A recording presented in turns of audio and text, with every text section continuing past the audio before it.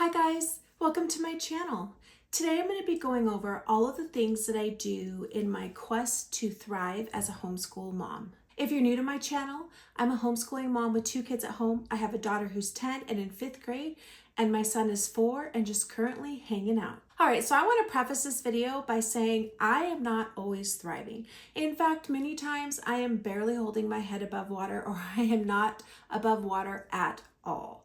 But these things that I'm going to talk to you about are things that really help me thrive as a homeschool mom and help make things feel a little bit easier. Now, to give you a little background, I am a homeschool mom, but I also work very part-time as a paralegal. My job is very flexible. I work from home. I can work as little or as much as I want. However, I do work about 10 to 12 hours a week. Now, that might seem like it's easy to accomplish, but it actually feels really long for me. I do try and work while my son naps, although as he's getting older, he's only napping for like an hour or an hour and a half. So I am having to work some when he is awake, and that is a challenge. But generally my days go, I homeschool in the morning, we do lunch, I put my son to bed, I work until he wakes up, and sometimes a little bit after, then we clean the house, make and eat dinner, bath, bed, rinse, and repeat. So I do have very little time for myself. So implementing these things I'm talking about helps things go much more smoothly for me. So there was a couple studies that came out, and I'm sure you guys are familiar with those, but one said stay-at-home moms have the most stressful job, and the other one was they also had the highest level of spikes of cortisol. And if you know anything about cortisol, it's detrimental to our health. It dysregulates our nervous system and just sends us into kind of a spiral. Now, you add on homeschooling, whether you're a stay-at-home mom who's homeschooling, whether you're a parent working from home, working outside the home, part-time, full-time, with homeschooling, to me, it's all the same. Adding that homeschooling element adds a degree of difficulty. It's a sacrifice that's worth it, but it is a difficulty nonetheless. So regulating our nervous systems, getting some systems in place to help make our life go smoother makes all the difference for us homeschooling parents. All right, so I'm going to talk about 2 separate things. One is going to be the things that I implement in my homeschool and home life to help me thrive. And then the second category I'm going to talk about is my self-care practices to help me thrive. All right. So for homeschooling, the first thing that I'm going to talk about is make your curriculums as open and go as possible. What I mean by this is some curriculums we buy, they are open and go, and that's awesome. Like writing and rhetoric from the get-go, that is as open and go as you can get. However, for example, my science curriculum, I use the good and the beautiful, and I add a ton of different resources onto that. So what I do is before I start a unit, I sit down and I create a schedule. I type it up. Here's my bird unit I just started. I'll type it up so that I know every single day. So day 5, this is what I'm doing. Day 6, this is what I'm doing. So all I have to do at the beginning of the school day is grab this schedule, and I know exactly what to do. I have all my resources. I've done all the legwork ahead of time. Same thing with my geography curriculum. I'm using the Waldock Way as a base, but I supplemented it quite a bit. So I did a lot of legwork in the beginning, did the schedule, and just like science, I typed it up, put it in this little book. Now if I open it up, here we've got, this says Unit 2, the Arctic and Antarctica. Day 13, I do this. Day 14, I do this. Day 15, I do that.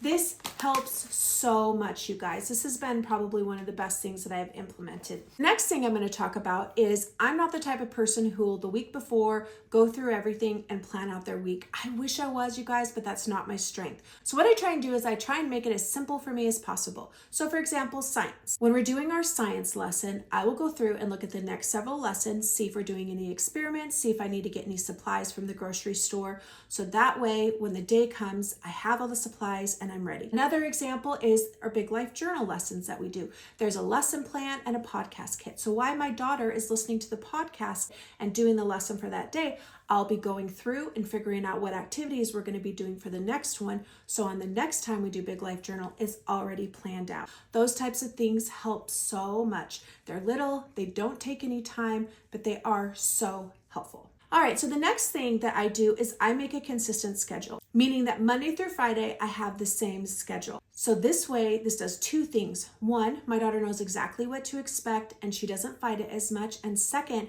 I know when I can plan things, when I can work, when I can do a YouTube video, when I can go run that errand, when I can go to the dentist, when I need to get that laundry done. All of that stuff I can easily schedule in because I already know what my homeschool day is going to look like and about the time that it's going to take me. Now, I am flexible and things do change, but that consistency helps me so much when I'm mentally planning what I'm going to do for the week. The next thing I would suggest is giving yourself off a day during the week where you're not leaving the house. For me, this day is Wednesday. My kids have activities Monday, Tuesday, Thursday, Friday. Sometimes they have multiple things a day. Sometimes they both have activities, but Wednesday is the day I do not leave my house. I stay in my comfy clothes. I catch up on work. I catch up on chores. That is my day, and that has helped so much. The next thing I would suggest is having activities for your younger siblings to do. For example, my son is 4, and so that does make it difficult when my daughter and I are trying to homeschool and he wants to play. So when I am picking gifts for holidays and birthdays for my son or advising family and friends on what to get, I am always thinking of activities that he can do independently, that are STEAM-like, that builds his independence, that stimulates his creativity, and that will, to be honest, keep him busy for a while. Whatever that is. I have a closet in my guest room where I have organized all of my son's toys and activities. And every week I bring 2 or 3 activities upstairs in the playroom where I work and 2 or 3 activities downstairs where we homeschool.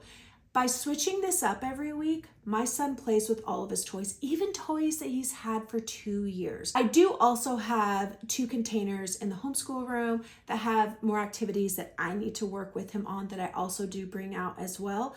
But having that variety, having that already laid out for him helps so much. Now, it is a little bit of legwork for me to get his stuff organized in the closet ahead of time. However, afterwards, it's literally as simple as putting something back in its place and taking something out. Super easy. So the next thing I do is I have my kids help me clean up around 4 o'clock every single day. I used to be the type of person that had to clean up as I went and had to have a clean house. And since homeschooling and having my son, I've had to let that go. I still personally clean up after myself as I go, but I don't worry about the kids' messes as much. My daughter unloads and loads a dishwasher every single day, hopefully before I make dinner. But then at 4 o'clock, my daughter will clean up the kitchen. My son will clean up the downstairs family room where his toys are and the upstairs playroom. He does it beautifully. But I did prep him for that. When he was 3, I started with having him put the shoes away and then adding little simple chores. I've worked with him on showing him how to put the toys away in a neat fashion. So building those skills early has really helped so they can both get everything cleaned up within 15 minutes, and I'm not sitting there looking at the mess, stressing because I have all this stuff to do. And by doing it around 4 o'clock, then I can start making dinner, then they can go play, and it just makes my day go so much more smoothly. All right, the last thing for the homeschool and home that I'm going to talk about is groceries, specifically meal prep and grocery pickup. Now, grocery pickup, you guys, is literally one of the best things that has happened to me as an adult, no joke. It helps so much. First of all, my husband can pick it up on the way home, so I never have to worry about it. I save so much money because I know exactly what I'm getting. I don't have kids asking for things. I'm not going down the aisle saying, oh, this would look good. It's so quick and efficient. I also meal prep. We get groceries about every 5 days because of produce, so I plan out 5 days of meals. It makes it so simple, so seamless. I save money from not eating out. It just makes everything go so much easier. Other thing that I do during the day is when I'm preparing lunch, if anything needs to be prepped for dinner, I'll prepare it then. Also, I make very simple meals during the week. Easy and quick. I can cook, but honestly, I don't love it. I've never liked it. So on the weekend, we have nicer meals because he likes taking the time and making a more complex meal. So that actually works out great. All right, so let's talk about the self-care practices. I feel like these are the most important and most vital for our mental health. The first thing I would say is probably the most important thing is getting a good night of sleep. A good night's sleep will literally dictate how my next day is gonna go. And also that good night of sleep depends on what you did during the day. For example, as soon as I wake up or within an hour, I put my face in the sun. Now, in the winter, you don't always have the sun up right away, so sometimes I do have to wait a while, but I put my face in the sun. Now, what that does is it triggers a stimulation of melatonin. What this does is this makes you tired earlier in the night. It makes you fall asleep quicker, it helps you sleep longer, and it helps you wake up earlier naturally without feeling tired. When I am consistent with this, my sleep regimen and my circadian rhythm are on point And it is so helpful, you guys. It's so small and simple, but it does so much. The next thing I would suggest for setting up a good night is when the kids go to bed, instead of scrolling on your phone or binging shows, which they all have a time and a place, spend your time on your hobbies, spend your time with your husband, spend your time doing something that's fun and something that lifts you up. For example, I play board games when my kids go to bed. I do play with my older daughter and my husband, but we have such a good time. Sometimes my husband and I will just hang out, whatever it is, do something that fills you up and that brings you joy rather than just mindlessly scrolling. That will keep you up, that will keep your brain awake and alert, and it will just kind of dull your senses. The next thing that I do for my self-care is daily meditation. Around the 6-ish hour, I'll get up at some point and I'll meditate for at least 20 minutes, but I do like to do 30 if I can help it. And if meditating isn't your thing, there's breath work, there's journaling, gratitude journaling, listening to or reading an inspiring book or a podcast, yoga, stretching, if you're religious, reading your religious scriptures or praying, whatever it is that fills you up and gives you that mental clarity, I highly recommend doing in the morning before your kids are awake. Now, my kids get up at 7, and that segues into the next thing that I suggest. Get yourself and your kids ready before you homeschool. Now, I know one of the best things of homeschooling is that you don't have to get dressed and you can be more comfortable. However, I have found after doing that for quite some time that doesn't always work for me, because what I was doing is I was homeschooling and then I was rushing to get ready, rushing to get my kids ready if we had to go somewhere. I was losing my patience. We were always running late. And sometimes I wasn't even showering until bedtime or dinner time. So by me taking from 7 to 8 o'clock when my husband's already getting ready, I'm getting ready. I'm making sure my daughter's getting ready and I'm getting my son ready. That has helped so much. So when we come down around 8 o'clock, they're able to eat breakfast. My daughter's able to start on her independent stuff. It just makes my day go so much more seamlessly. Now, the next thing for self-care is eating breakfast. I used to not eat breakfast. For years, I didn't eat breakfast. I was intermittent fasting or I just wasn't hungry. Bringing in breakfast has been a game changer. My mood is calmer. I am not as hungry. I am just more stable as a human being. Now, I would suggest eating a healthy breakfast based on whatever diet regimen you're eating. Eating a healthy, satisfying meal for you makes all the difference, and for your kids too. That first meal really sets it up in the beginning. The next thing I do for myself is breath work. Because our cortisol levels are always being spiked, we're constantly in a state of fight or flight. In order to get out of fight or flight, we have to do something. And the quickest and most simplest way to do that is breath work. And there's so many simple things that you can do. So if you're feeling overwhelmed, you feel like you're gonna lose it, you're feeling stressed out, take 3 minutes, 5 minutes is better, and just sit and do breath work and you will be amazed at the change. I will preface this by saying doing breath work you want to practice ahead of time when you're not in a state of stress, because then you won't be trying to think about how do I do this breath. When you're in a state of panic, you'll just naturally be able to go in it. So 3 ones I recommend. The first one I learned is you're going to inhale 75% of your capacity, and then you're going to inhale again the remaining 25% and exhale. So you're going to go. That breath will regulate you so fast. You will feel it immediately because it immediately starts calming your nervous system. The next breath I'm going to talk about is the 4-7-8. Inhale 4, hold 7, exhale 8. So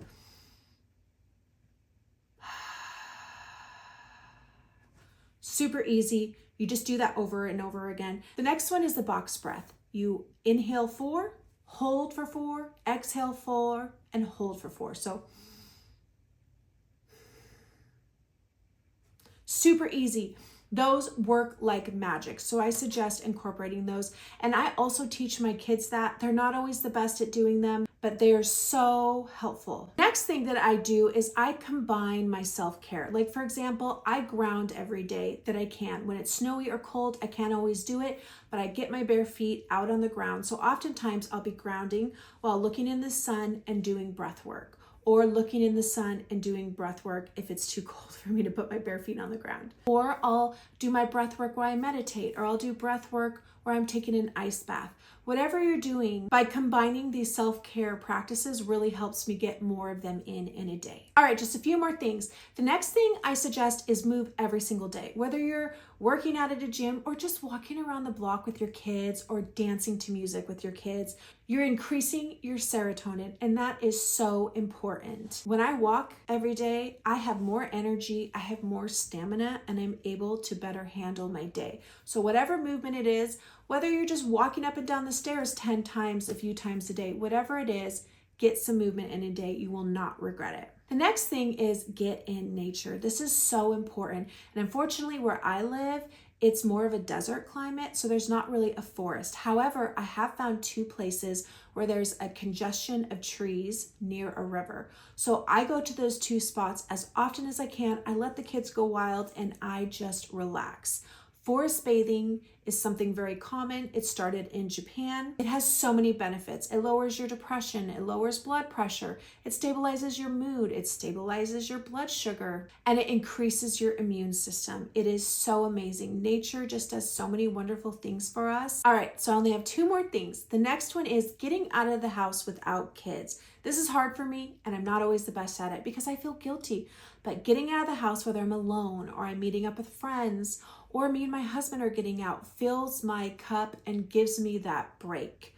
I need it so bad. And that's often the first thing that I neglect in my self-care. A good time laughing with friends just is the best medicine and just fills the soul. So the last one, and probably one of the most important in my opinion, is do things that inspire your creativity and bring you happiness. I wrote down the benefits of creativity so I wouldn't forget. Okay, so it improves your mood, it reduces stress, it increases resilience, it enhances problem-solving skills, it has a positive impact on our physical health and promotes a self of well-being. Now, my hobbies, my things that inspire creativity is creating homeschool curriculum, creating my science, creating my geography, researching, putting it together, and that thereby inspired YouTube. I'm on YouTube because I love talking about homeschooling. And if you're a homeschooler, you know, there's not a ton of people to talk to about homeschool. So me being able to talk to you guys about this, talking about my passion just fills me up. On top of that, I also love board games. I love researching them. I love playing them. I have tons of board games, you guys, so many, but it's so much fun. I have not found a better thing to spend my time with my kids and my husband that just makes me so happy. And also, who doesn't love to win? I love a good strategy. I love a good thinking game. And to some people, they may think, oh my gosh, that's what you're passionate about. It really doesn't matter what you're passionate about. I used to be passionate about reading. I would read a book a day or a book every other day for years. I've had so many other hobbies that may have seemed odd or weird, but really all it matters is that it's inspiring some sort of creativity from you and it's making you happy or bringing joy. All right, guys, I hope this wasn't too long. I would love to hear from you. What do you guys do for your self practices? What are some things you've implemented in your homeschool and your home that have helped things go more seamlessly? I would love to help each other figure out a way to survive parenthood and homeschooling. All right, guys, I'll see you in my next video. Bye.